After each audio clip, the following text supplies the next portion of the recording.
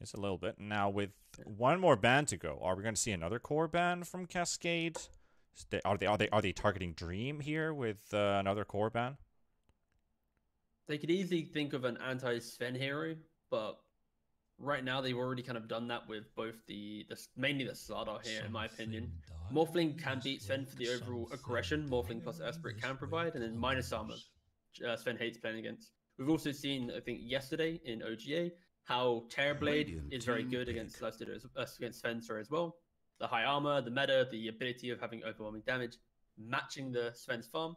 I've been saying this for 2-3 weeks now. I'm surprised we're not seeing teams pick Terrorblade more into the Sven. It is very much I guess it's about the securing his lane is a big issue. Timbersaw! Yeah. Oh, Timbersaw to open up the second phase. Yeah, they hate Sven Echo so much. Like, this Furion, he doesn't want to play off lane into a Sven, and he doesn't want to play safe lane into a Timbersaw. So yeah, this is going to be a soon-to-be jungling Furion to find his own game. 10 seconds to pick. Timber.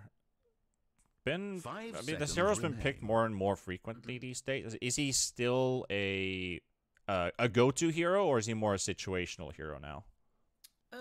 It's more of a let's just win our lanes and hope that our win condition comes online enough to ride that timing and win the game. So, like, for example, Cascade, they have this Sven. He can pop off, Master Commanders, Echo Saber, BKB into AC or AG. Suddenly he's, the strongest hero in the game.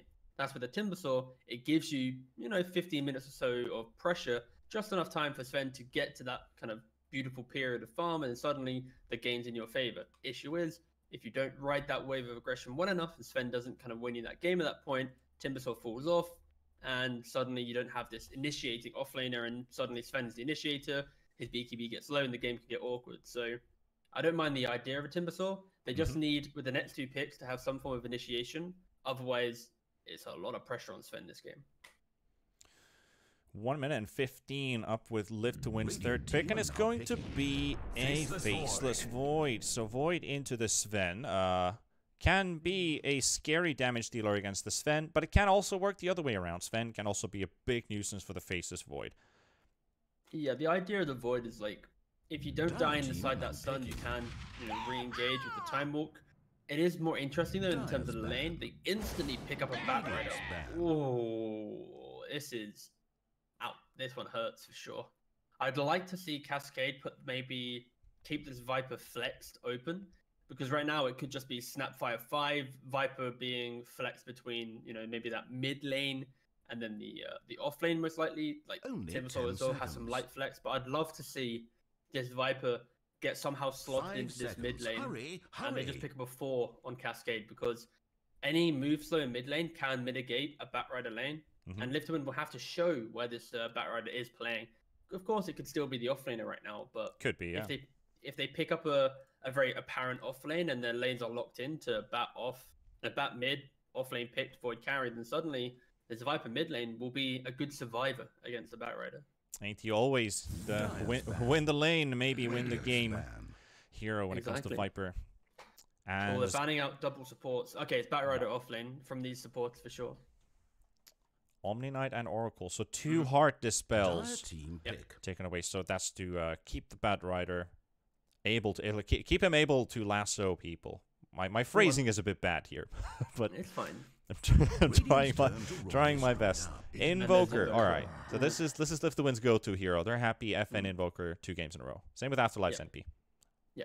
The idea is they have the Quaswex value against all these heroes is insane. The eventual Cataclysm of Chrono, it can be the big killer of Sven. You can 100 to 0 in. So yeah, 10 seconds. Live to Win's draft is just clean. That's actually not... Yeah, I just thought about the Chrono Cata 5 combo. seconds. Hurry, hurry. I'd like to see maybe like... Oh, Ench is banned as well from Live to Win. Wow. Cascade, they need a position 5. Like, this Snap has to go 4, in my opinion.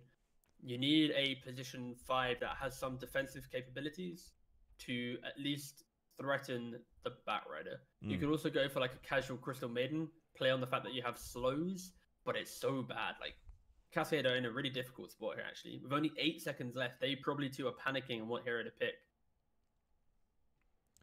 Time is running out.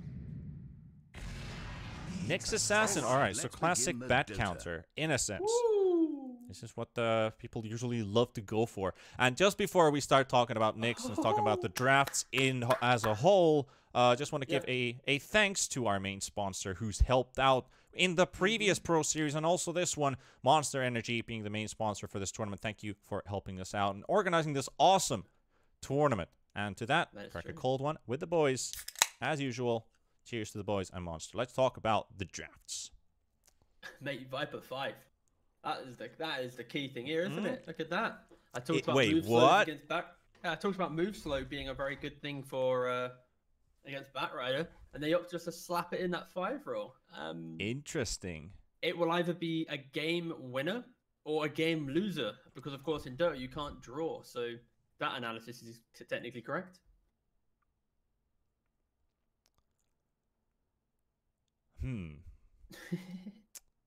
I don't know. I don't know what to say.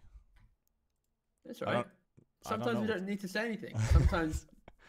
Sometimes we just need to soak in the moment and just accept that we have heroes have been picked.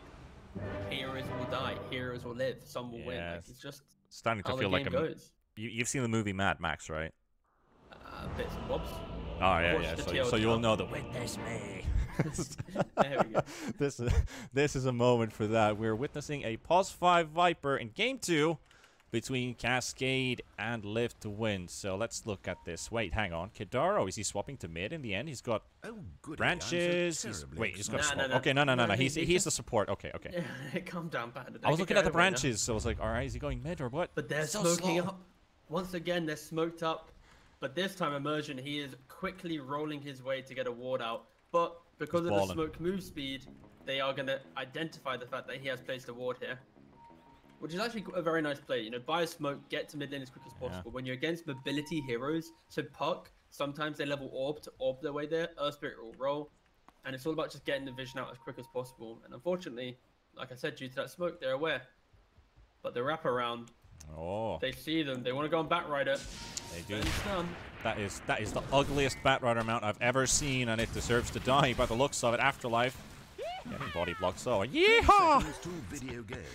The wild west might be over, but Shizu, first blood. Just like last game, Cascade, 2 first bloods in a row. What can they score with this one? Last time it was Kidaro who picked it up, so I will say, I think Cascade, their level 1 smokes are a treat to watch. Like, if they had, no, I can't say that, but they were doing, they have provided a good entry to both games now. Just, you know, props to them and their ability to, you know, have the patience to find a pick-off.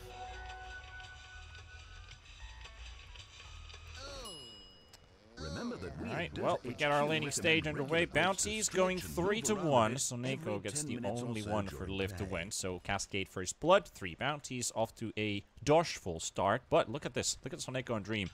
Hello, Mastery. You want to have fun in this lane? Instant bullying starts. Yeah, level 1 Timbersaw never feels good.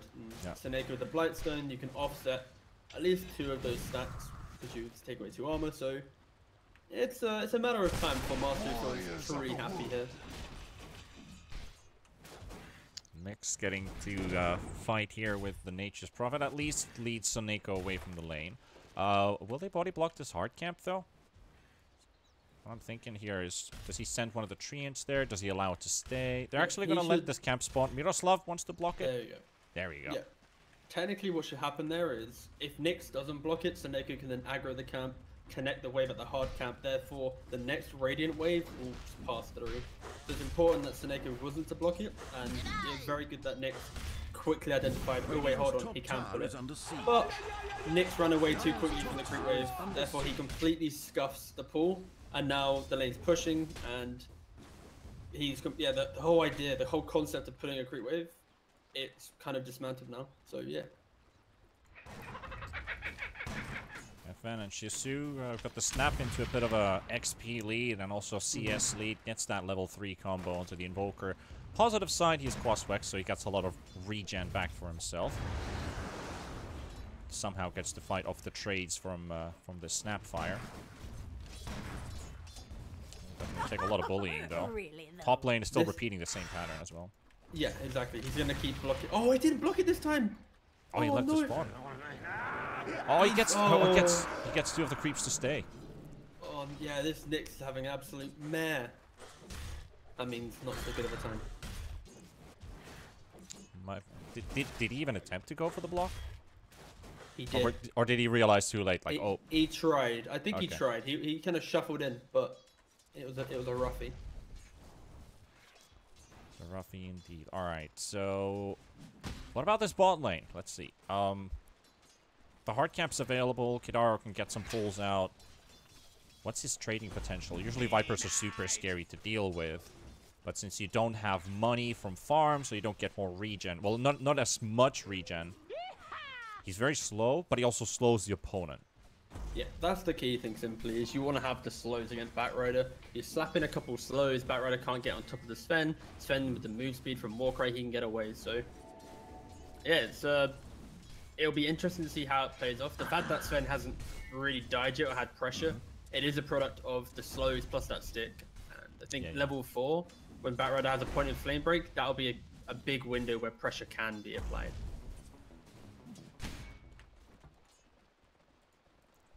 He's looking for a few stacks here of Napalm, at least to keep the Viper at bay. Immersion gets the pull meanwhile, so he's happy with this. Afterlife is going to get himself that free lane for now. Immersion is leaving the lane as well to get that solo XP. Does he hit level 4 from this? Definitely from the next creep wave. Yeah, alright. So, with that one successful pull from Earth Spirit in the middle of all that, well, I wouldn't say mayhem, but a small opening to get the pull out, that's 2 waves of XP for this Batrider, which is big. Dire have fortified their towers. Getting an advantage. The action rune spawns. Immersion quickly snatches the haste for himself. KitGuvnor trading hits with the Earth Spirit. That's a fight you usually don't want to take as a support going up against the Viper. That is true. Just leave him there. The Viper factor. But I guess also another thing you have to mention is the fact that we have this Earth Spirit support. He isn't the biggest kill threat here in the game, especially early on. He's an enabler, but not a damage dealer per se. And that's where, with the Batrider, he's like, do we ever really want to jump the Viper? Not really. Oh, okay, so we don't kill anyone now, because we don't have this, like, the Tusk or Clock factor, which is like, oh wow, we suddenly have tag team damage or battery assault. Oh, they're gonna go. You got the stun on the Batrider. Oh, they missed the Impale by a few pixels. But at least they forced the Firefly out. That was 2 expended stuns. And a Glyph as well. The Glyph wasn't used anywhere else. Not in the top wave. Not in the mid wave. Yeah, that was an intentional all-in bottom attempt. But didn't quite pay off. And Cascade are just robbing them of bounty runes. Every single bounty rune going for them, though. Really good. Even though they didn't kill the Batrider, it's the fact that they're able to get that. And now they're 2k up.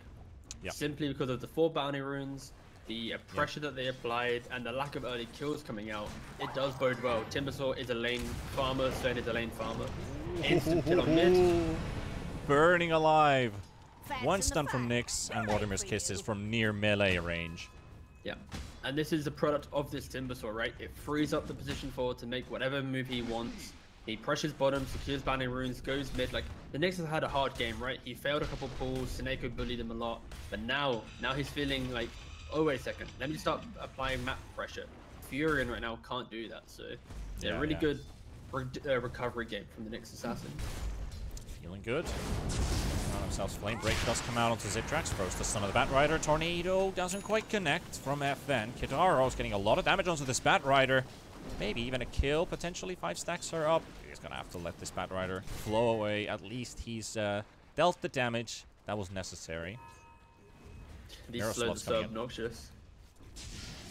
1 stun on FN. Follow up in fail. There we go. EMP is there as a defensive mechanism, but Shizu comes in, and that should be. Oh, nope. Cookie will do the job. Momentarily thought that. Oh, Dream. Chrono. Yep, cancels the TP from Miroslav, but Batrider's also in big trouble. Oh no. Just killed them all. Cookie. Nope. 7 seconds down. Zitrax and KitGuvnor. Nice. 2-man stun. The time walk looking for it.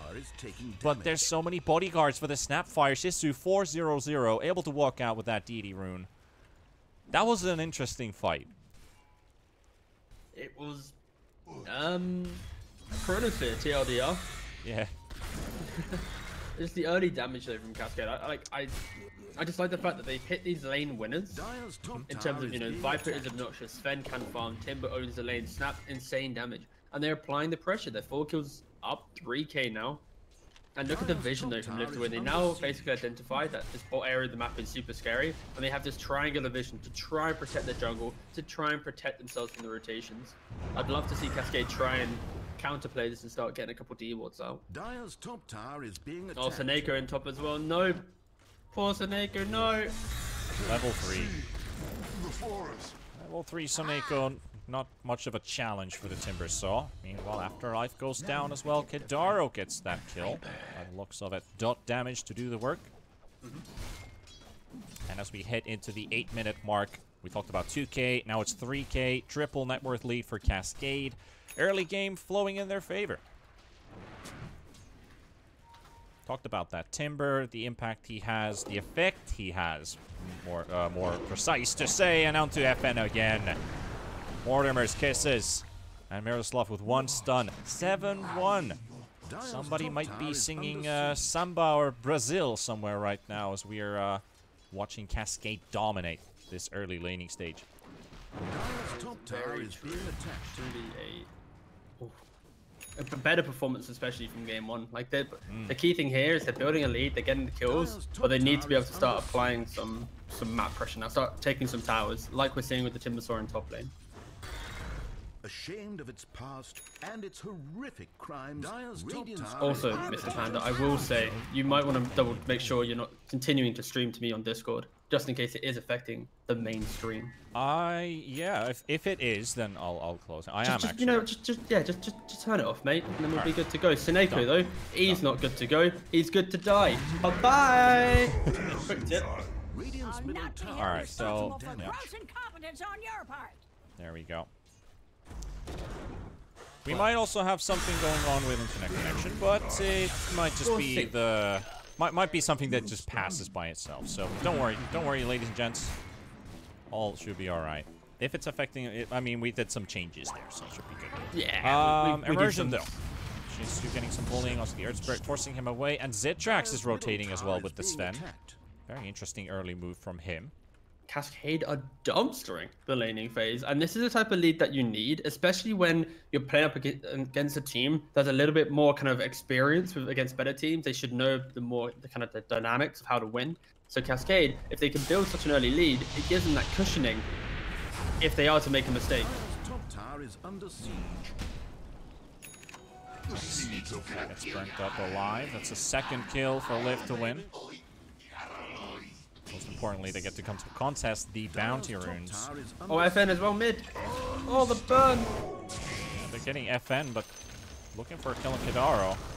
This Viper kill is taking quite a long time. They're all 4 here. They should finally take him out of play. He's just tanking everything. They can't kill this Viper even with 4. Zitrax comes in, gets the stun on the Batrider. Here's the Chronosphere. Finally, they can take down this Viper, and more TPs coming in. Miroslav, Shizu. Even with a limited amount of mana, they will try and attempt their best. Miroslav gets the connection. The roll away doesn't happen. And Shizu on a wicked 6 streak. 7-0-2 on this Snapfire right now.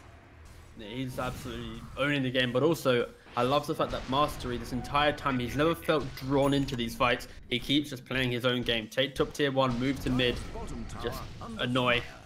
Maybe he dies now because of it though. But the rotations are in.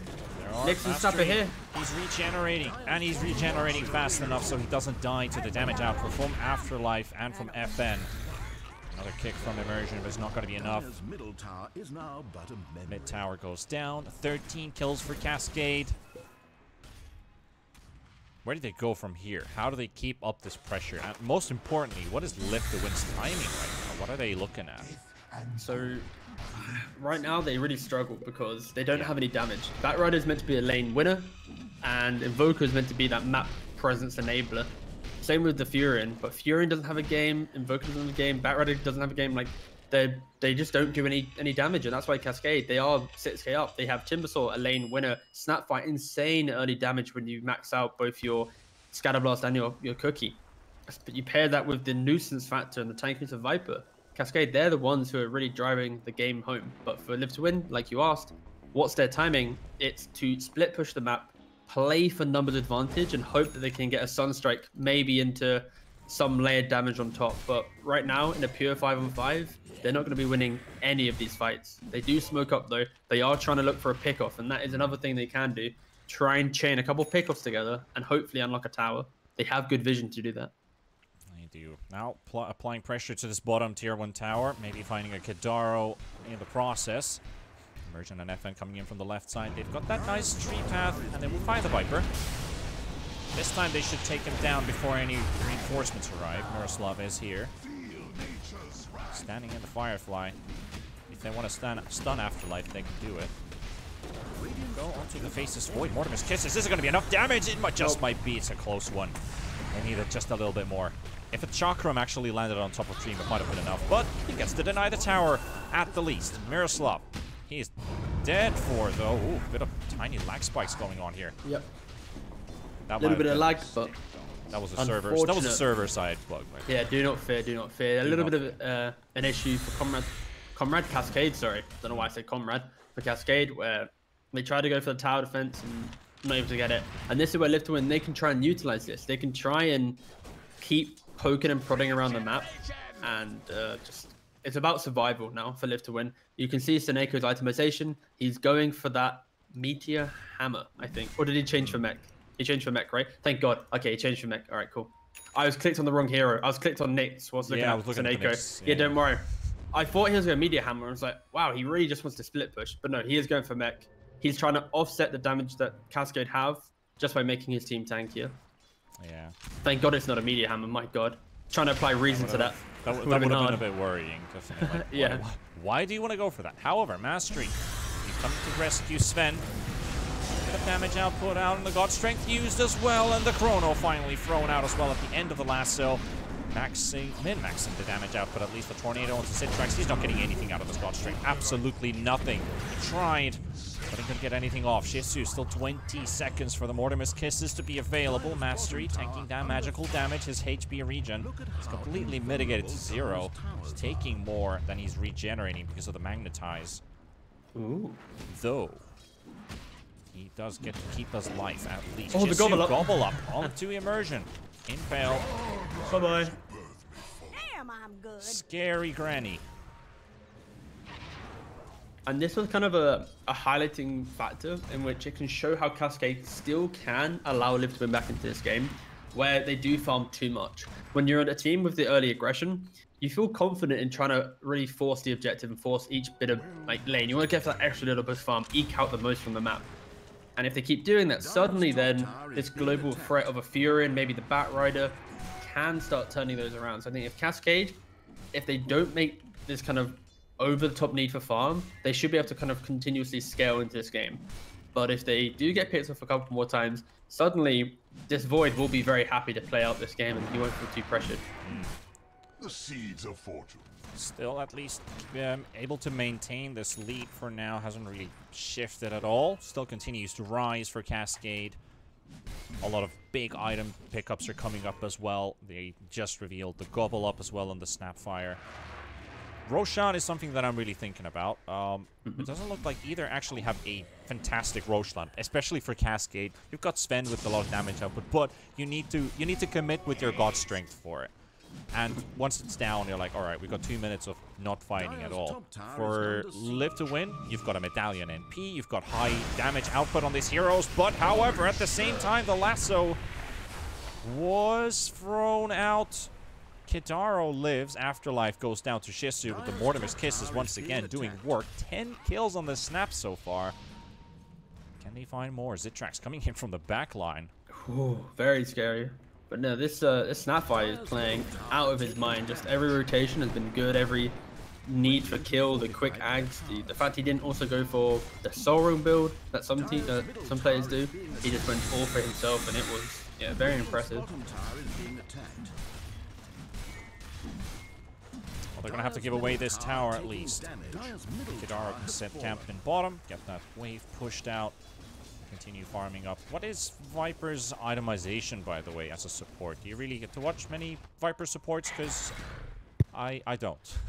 I really don't. Not really. I think so. Is it utility support, items, active items, it can really change depending on the game. But Atos is normally your go-to, just because it gives you that lockdown as a support that you're missing as a Viper. Yeah, you need that. Some kind of stun or something that resembles a stun. While Zitrax is in between everybody. God Strength will be used. The Chrono perfectly timed by Dream, and he's also regenerating everything back. And Sven back to the dumpster. He hasn't really had much impact this game. He's just getting controlled before he has that BKB. Until he has that, it might change. But right now, he's not enjoying his game at all. But Shizu has a very big streak on top of him. The cookie doesn't quite connect. He's looking for the scatter blast. It connects onto immersion. 500 HP being chased up by Mastery and Miroslav. Beautiful two-man stun connecting on FN as well. While Kidaro's taken out, Dream has been slowed up by the Viper strike. There's the lasso and Batrider. Well, another gobble up connecting onto the Batrider and a beautiful kill on Afterlife. Shizu gets the slow at least, but Dream is looking for the kill on the Snapfire and the burn from FN. That should do it. That should be it. And FN gets the kill on Shizu and a big bunch of money sliding down this Invoker's pocket while Dream is just bashing. And Miroslav is dead as well. 4 heroes dead from Cascade. Live to win, they lose 2. Top tower is being attacked. And this is what Cascade they really didn't want to have happen to them. Like that one moment of overextension, that one place of fighting where they're not ready to fight. They nearly get the kill on the Void, but they don't. The big Chrono, the turnaround, they kill the Sven. Like that's one of those moments where if the Void had died, Sven had ult, amazing. Cascade get tier 1 bottom, game looks great. But because they weren't able to kill the Void, because they didn't have that continued lockdown to blow him up, it then has that big turnaround. That's a 2k gold swing going in the favor of Live to Win. There's 6k XP as well going in the side of Live to Win. And that is, I think, one more fight like this from Cascade and Live to Win are 100% going even now. But it's Roshan is the key thing for me. Like you need to be able to unlock this, and they had a very good start to the game on Cascade. They had a beautiful amount of aggression. It was fun to watch, but it still lacked the substance to put themselves in a winning position. They looked like they were just picking off and brawling, but they weren't ever truly taking over an area. They weren't ever fully shutting down these heroes. And maybe if the Sven gets his Ags, he could maybe make some plays, but the lack of damage when you go Ags, you're great for mobility, but you really kind of miss that and what when you connect. Yeah, it's a tough game. That if like you've been watching Sven throughout this entire game, he needs damage, he needs survivability, he needs mobility, and then he can do what he wants. But even then, you got your BKB, you're still gonna get kited. Right now, he's just struggling. He can't get a single moment of break, but he might get some damage onto immersion. They're gonna get a kill on Afterlife because this time they were ready to protect the Sven. And so Neko, oh, he lives. The boy who lived. Miroslav looking for the stun on Dream. Meteor Hammer. Oh, he's just gonna walk out from that one, just teasing him. I don't care. Yeah, teasing them there. But yeah, the key thing now is you're gonna have no God Strength for 80 seconds. Void should be able to complete his BKB within the next maybe 40-45 seconds. So you're gonna have a very small window where Void is very confident to fight, and Sven might not be. So yeah, we could be seeing Live to Win look to go aggressive right now. Yeah, very interesting actually. Now that you look at the Faceless Void, he picked up the casual Blitz Knuckles and then went for the BKB. So it's like one piece of the MKB and then shifting into like, I need BKB more. Yeah. Attack speed's nice because it does apply more stuns, applies more damage, 1+1. We've been there before. Miroslav. Well, at least the gobble up connects beautifully onto 2. Shizu in the front line tries to bully this Invoker out of the way. Miroslav can't get a stun off, and here's the grow the Cataclysm! Oh, the beautiful damage combo on 3 with the Chronosphere from Dream, and Kidaro's down. Mastery is burning alive, and Timber. Well, they're not stopping. They keep going. As the trees fall, so do the goblins sometimes as well. With their metal machines, Miroslav is stunned up, and they're focusing everything on Zitrax. And another Firefly from Afterlife. Sven is down. Cascade fully getting team wiped. All 4 dead. FN ultra kill on this Invoker. Hot damn. Absolutely beautiful stuff, and yeah, that's the. When you think about how that transpired, it's the idea that Live to Win, they force out the fight top, Sven has to use ultimate. Then they instantly identify with no God Strength, they can go aggressive. completely removes the Sven from the game in theory, right? Like all of his net worth is 0 if he doesn't have his ultimate. They punish that, use the chrono, the big cataclysm, and I love the change up and build from FN, of course. The previous game, he was itemizing to enable this anti-mage, and in this game, hold on, something cheeky little initiation though, mate. Similar, but a little bit different. Now actually being a major damage dealer for the team. Radiant's middle tower is being attacked. Do apologize for that, having a nice little cough. All good, sir. But for the Invoker, though, he goes for this Axe. He goes for the Cataclysm, of course, with the Void. But instantly after that, he's tabbing in the BKB. He only dies to an Impale +1. He needs that BKB to survive. So yeah, props. But this was the eventual turnaround. I had this feeling that Live to Win would eventually be able to make these big plays. And it simply just boils down to how they play the map to force out certain spells to have that big advantage. Even when they're 7k down, if one spell's been wasted, the game is even. So yeah, props to Live to Win for having that kind of discipline to know how to still keep themselves in the game. I think the big question mark though, if you are Live to Win, is maybe they shouldn't have had such a big issue in that laning phase. But again, they've turned it around. Now the game is back to even. It's Cascade's game to try and build that advantage back up. Going to Roshan is the first step for that. Roshan is taken out. And Zitrax will take himself the Aegis. Love, fear, and getting to combat immediately. See what they can do with this. Cascade has nearly lost their entire lead that they held in the early game. Nearly 10,000 gold, now down to less than 1k. Smoked up. Radiant's bottom barracks Live to Win don't see this coming though. And here's the couple up spit onto FN and completely surprised. Viper Strike comes out with a run of Atos and Dream with a BKB. Pops his chrono on top of 2. He's got Miroslav and he's got Shisu. FN is dead, however, Shisu is falling and Dream finally connects with the kill. And there we have Immersion into the air. Kidaro's dead, Shisu is dead, and Miroslav will be the third. You might have killed FN, but we're gonna take all of you. Like that, the chrono, I was like, wait a second, are they gonna kill? Oh wait, where is everyone else? Look at top lane, give me a bit of screen time for my boy Sven, he's out there farming. Look at bot lane, a little bit of screen time for my boy Timbersaw, he out there farming. Cascade, they're trying to go aggressive, they are doing it as 3. It's a noble effort to try and get something in their favor, but at 24 minutes in the game, we've seen so much Dota recently, so many online tournaments. You can't at 24 minutes try making plays of 2 or 3 heroes. You will just get out-swarmed and outnumbered, and that's what Live to Win do. It's why they're winning these fights in both Game 1 and Game 2. They were behind early on, but they brought this overwhelming amount of heroes to the fights so they could punish the aggression of Cascade. Cascade, they are playing some beautiful aggressive Dota, but it's just lacking that little bit of substance to give them the fight win, but also that map control after. Yeah. Unfortunate for Cascade for this one. Closing up at the 25-minute mark, we could a little bit of a bounty contest. But Mastery drives away Dream. I would love to actually calculate all the bounty runes that have been picked up this game, because we were at the 10-minute mark. We were. Yep. Wait, how much was it? It was like 10 to 2 or something. I don't remember. Cascade have been doing a very good job at collecting the bounties. That is a key thing we can identify. A conclusion we can come to, yes. Exactly. It's just that I keep that bounties in such a huge value, but I might overthink it. It is a very good resource, especially when you're behind. Being able to access bounties can keep you in the game, and at least not make it feel that bad. Again, it's team-wide gold. It's gotta love a bit of shared wealth. Yeah, talking about supports and what's coming up ahead, would you like to see more free stuff for supports so that support players don't revolt? No, I think the opposite. I don't like the game getting easier for supports or in general. I think cores need a harder time to find farm to allow supports a bigger window to make good plays, and then there shouldn't be enough freebies on the map where supports feel too comfortable.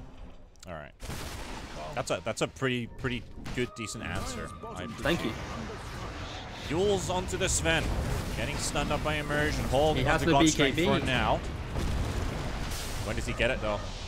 It's on the courier.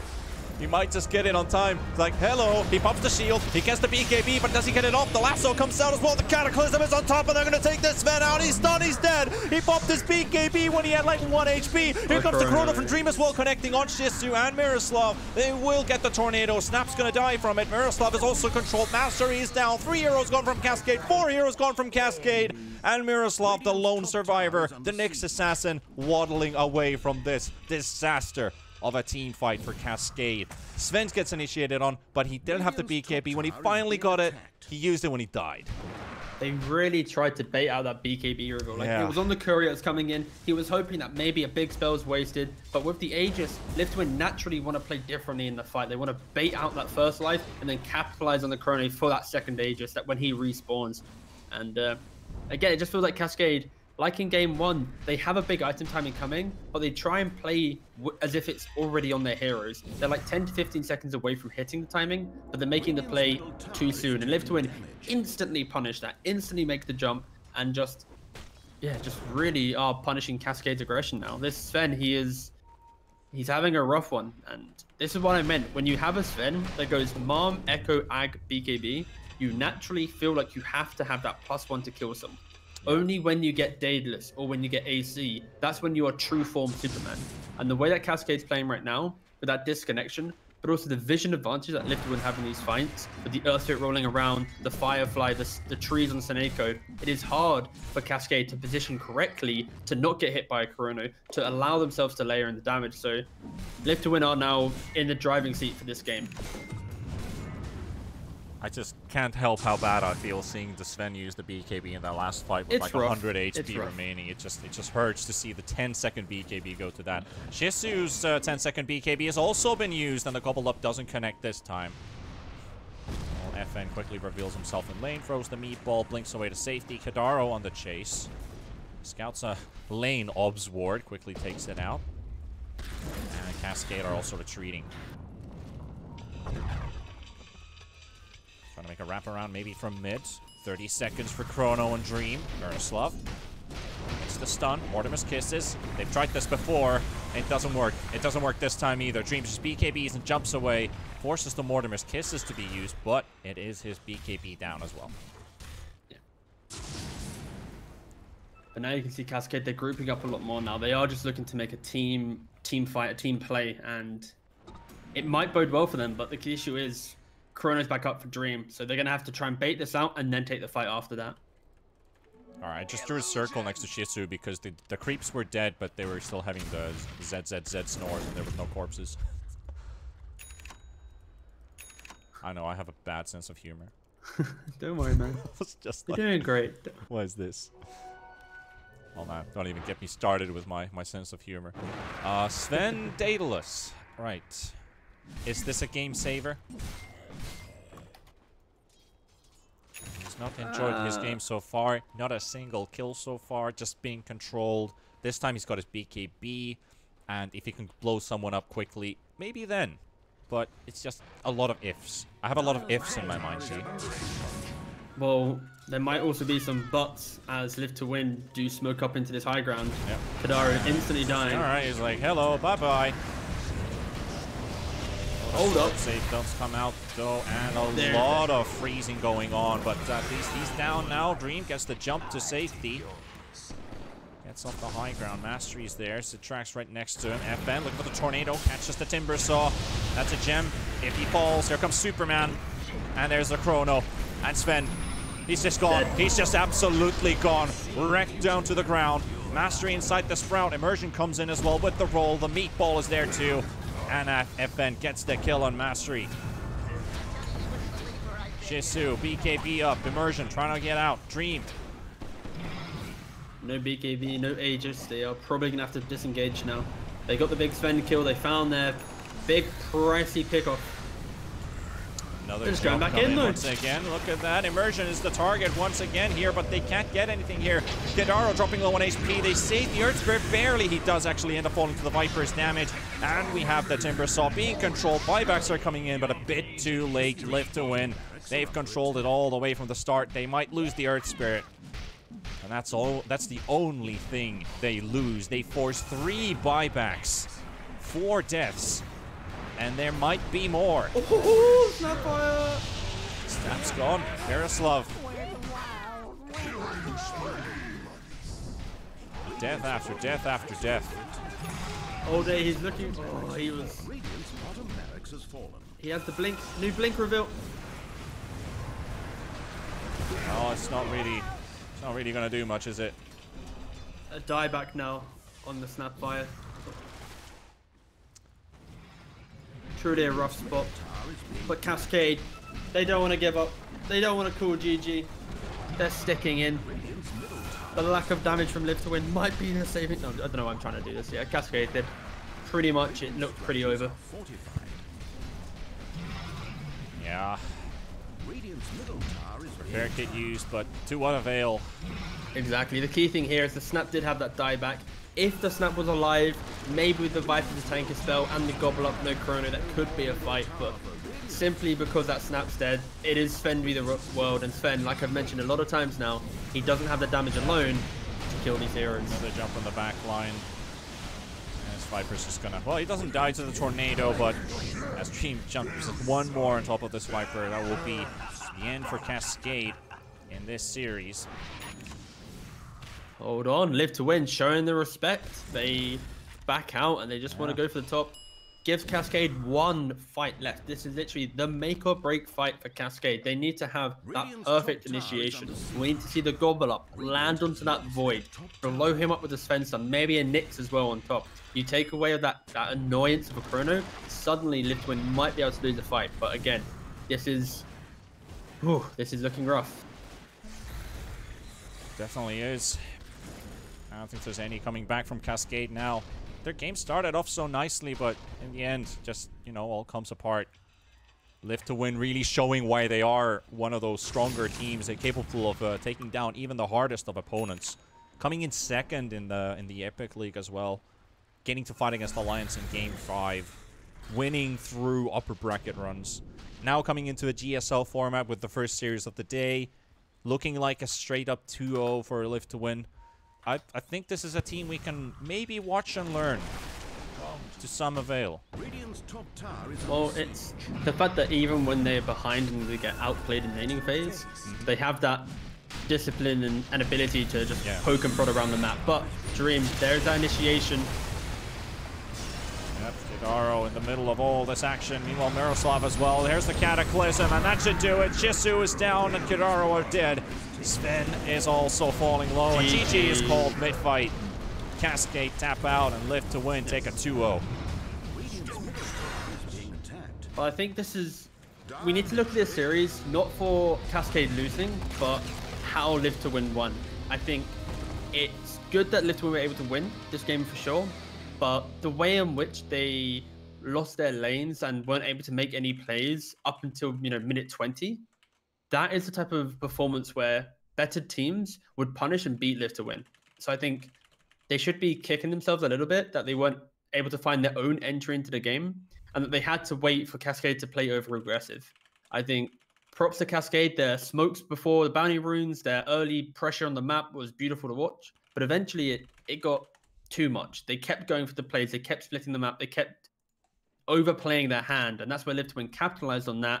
Suddenly show a bat top, he dies 3 times, then they turn it around, that one fight needed, and Cascade's out of the game. So also you can maybe talk about Sven. He never really had presence in the fights, he never had the items to scale into the game, but it's a weird win for Live to Win for sure, especially when you look at the team and what they've recently just done playing in Division 2, having all this experience and exposure to better teams, and then playing Cascade, somewhat only a newer team with a lot of no names and maybe Zitrax. The fact that they've struggled so much in the early game, it does maybe put some cause for concern, but they were the better team at the end of the day. They knew how to win the game, and that's why they did very cleanly in the last 10 or so minutes, just destroy this game.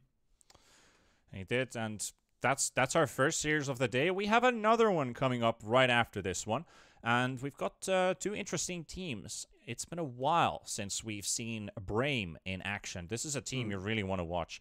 And Greeks, against an interesting one as well from the last few weeks, Spider Pigs, who have had some good performances. I think we're in for a very interesting series between these two. Yeah, it's you know, the 3 players from Adfinum, also with then I think 1 player from Adfinum on Spider Pigs. It's Thug versus Spartan, basically.